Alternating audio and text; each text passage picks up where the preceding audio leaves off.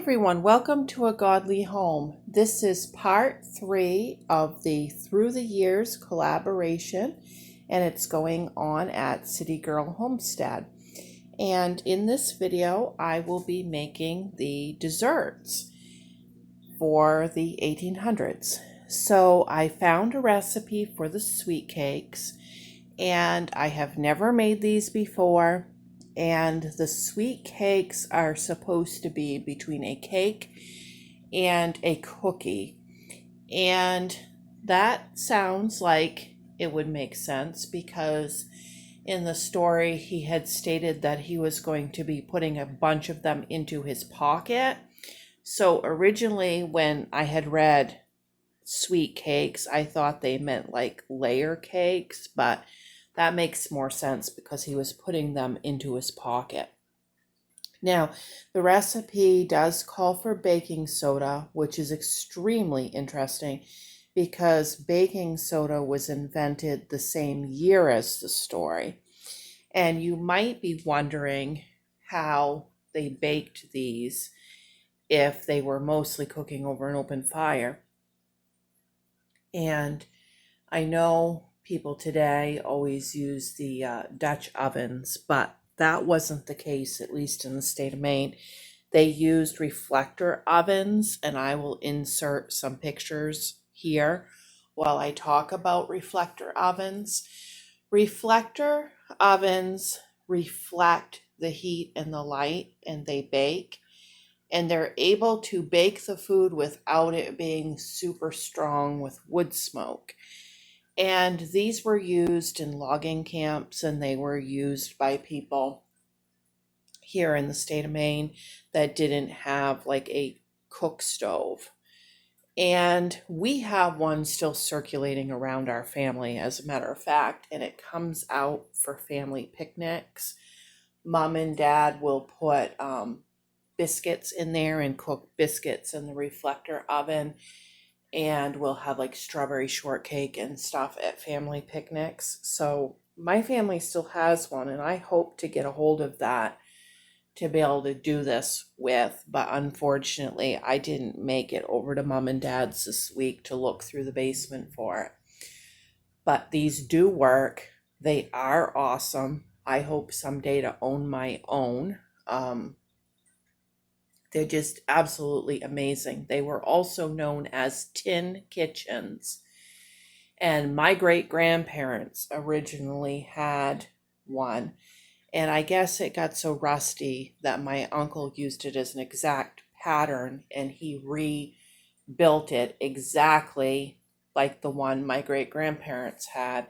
And then now my mother's the one that stores it. Okay, so additionally to that, he talked about the stewed cranberries, so I'm going to make some cranberry sauce, and I'm going to do it different than I normally do my cranberry sauce. We are going to add, I have brown sugar there, that's false. Let me get a pencil and erase that. We're not going to use brown sugar, we're going to use white sugar and some molasses. I have no idea why I wrote down brown sugar. I guess I was thinking white sugar plus molasses makes brown sugar. Okay, so there are the recipes if you want to make these. And I think that's all I want to say about it, other than on the sweet cakes, it would have been unbleached flour. There wasn't bleached flour at that time period. Okay, let's get going with this. All right, 1.5 cups of sugar.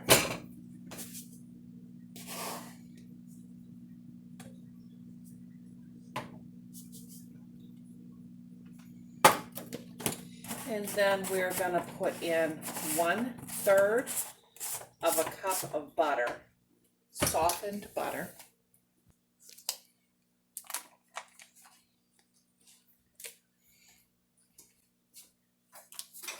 And we are going to cream this together. Of course, there weren't any electric mixers or anything like that, so I'm just using this wooden bowl and this wooden spoon.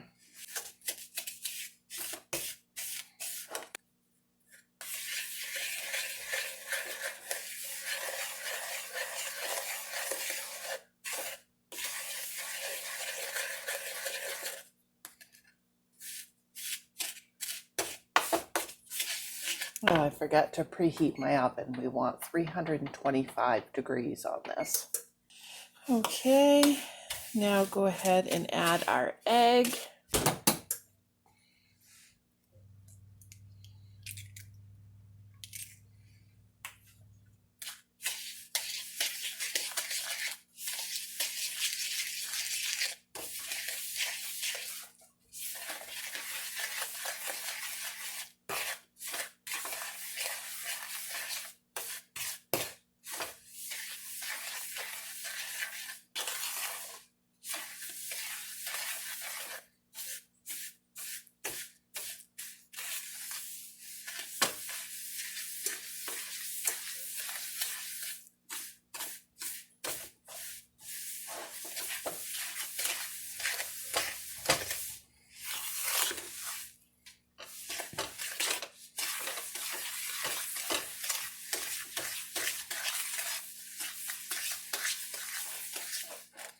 Okay, and to that, we are going to be needing 1/4 of a cup of milk and 1/4 of a cup of cream. So I do not keep cream on hand, ever. I always substitute for canned milk. So that is what I'm going to be doing. I live too far from the store to go after cream. So I'm going to put 1/4 of a cup canned milk in there, and then I'll add 1/4 of a cup of milk. All right, and then we're going to add our baking soda in here and dissolve it.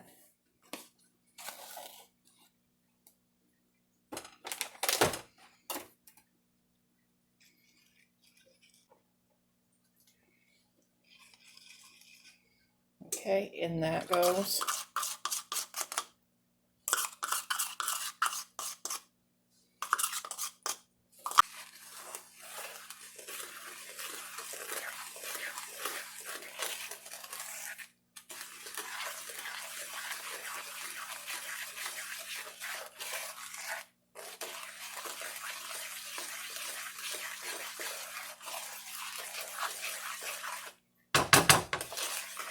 That really helps to break that butter up.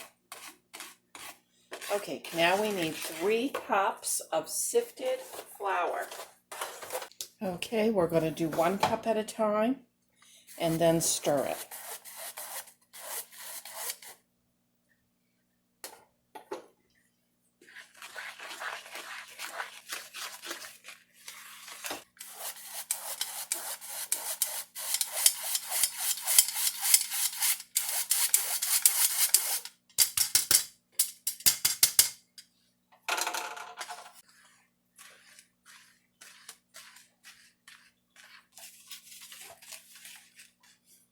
Okay, and my last cup. It's definitely getting stiff like a cookie.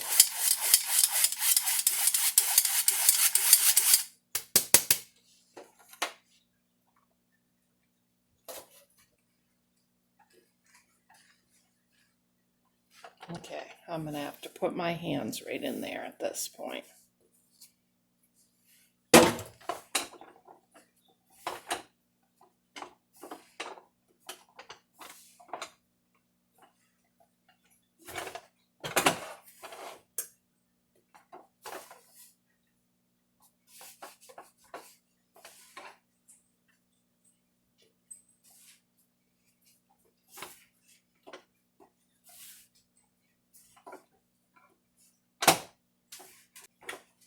Yeah, it's definitely moister than a lot of the rolled cookies that I make. It's a weird consistency. I just want to make sure I get it mixed well. Okay, I'm going to put a little bit of sugar in this bowl.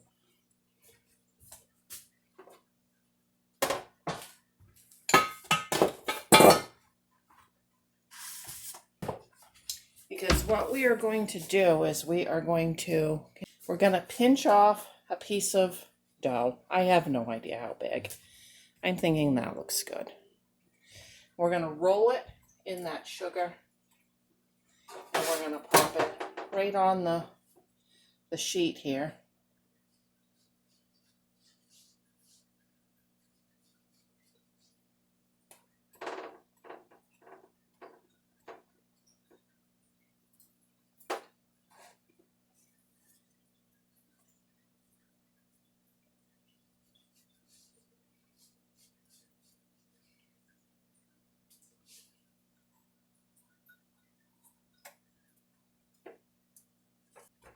He said in the book they were like little puff balls. That's why I've decided to roll these in my hands rather than to roll them out and try to cut them.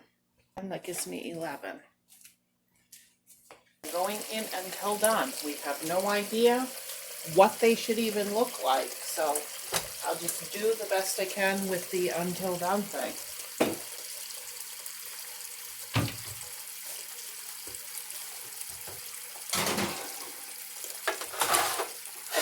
It's like a cupcake where we want to insert a toothpick and see if it comes out clean. I don't know. I never made anything even remotely like it. Now we might as well make our cranberry sauce while we're waiting on that. All right, 1 package of cranberries. My bag has the holes in it, so I'm just going to cut that open and rinse it under the faucet. They used wild cranberries. These are organic cranberries that I've had in my freezer. Frozen, fresh, whatever. I just said frozen because that's what I happen to have. To that, we need 3/4 of a cup of water. Get my heat on medium. Might as well start it heating up. Okay, then we're going to add 1/2 cup of white sugar, 2 tablespoons of molasses,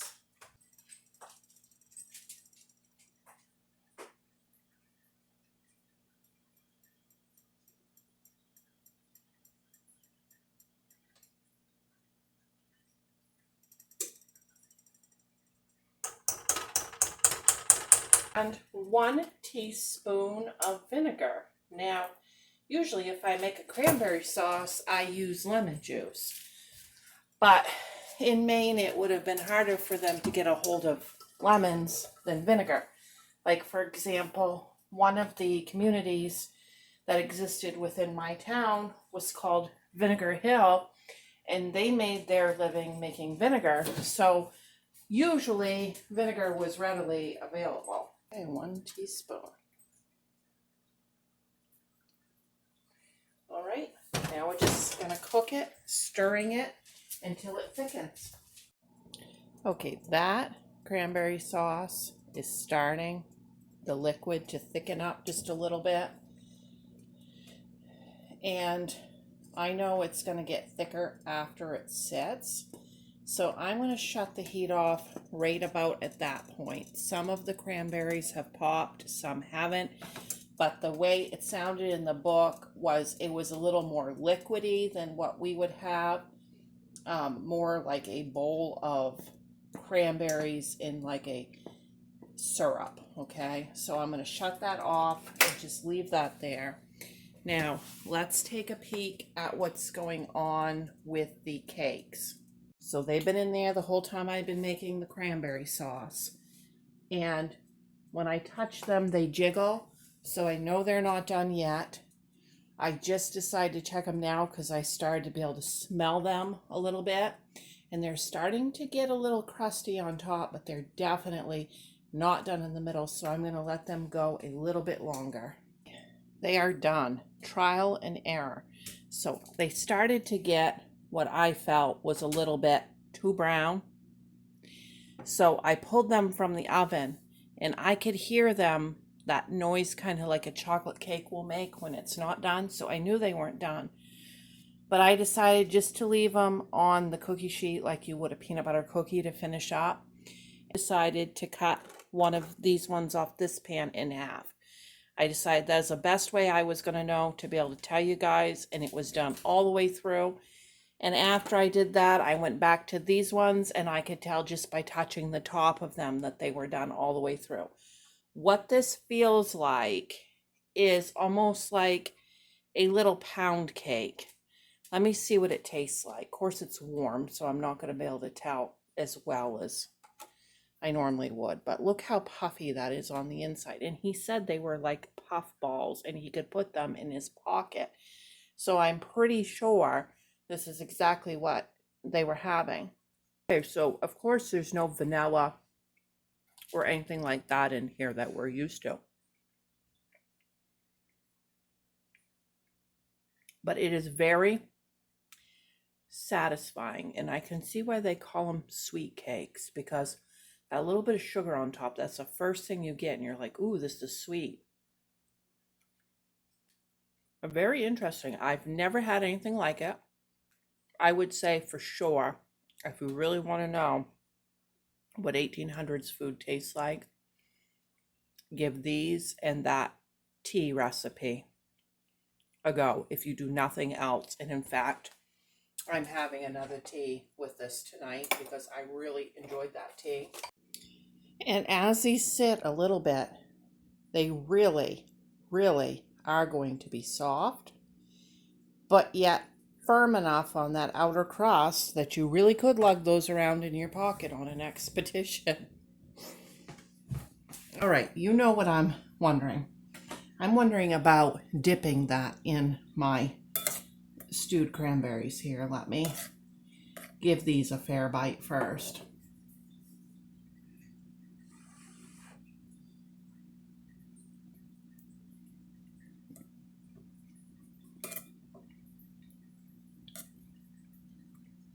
That is good. A little different flavor than the one I usually make because of the molasses and stuff in there and the vinegar. But it's very good, like very comparable, very good. I really am not sure which one is better. They're just both really, really good.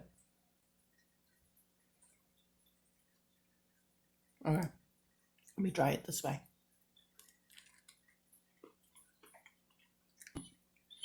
That's really good too. Okay guys, thanks for joining me on this adventure. In the description box, I will have the link to video 1 and video 2 in case you missed those first 2 parts. And I will also put the link to the playlist at City Girl Homestead. And I hope you enjoyed this. And don't forget to like and subscribe. Bye.